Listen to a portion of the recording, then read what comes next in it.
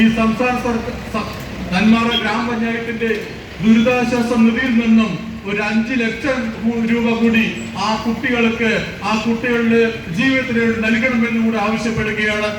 ദുരിതാശ്വാസ ഫണ്ട് ഇല്ലെങ്കിൽ ആ ദുരിതാശ്വാസ ഫണ്ട് രൂപീകരിക്കുകയും നെന്മാറയുടെ ജനങ്ങളുടെ ഒറ്റക്കെട്ടായി നിൽക്കുന്ന നെന്മാറയുടെ മുഴുവൻ ജനങ്ങളുടെ പിന്തുണയോടുകൂടി ആ ദുരിതാശ്വാസ നിധിയിൽ നിന്നും ഈ കുട്ടികളുടെ ആ കുടുംബത്തിന് വേണ്ടി 5 ലക്ഷം രൂപ നൽകണമെന്നും കൂടി ഈ അവസരത്തിൽ ആവശ്യപ്പെടുകയാണ്. ഇതൊരു സൂചനാ സമരം മാത്രമാണ്. ഈ സമരം, ഈ ആക്ഷൻ കൗൺസിൽ നടത്തുന്ന ഈ സമരം ഇവിടെ അവസാനിക്കുന്നില്ല.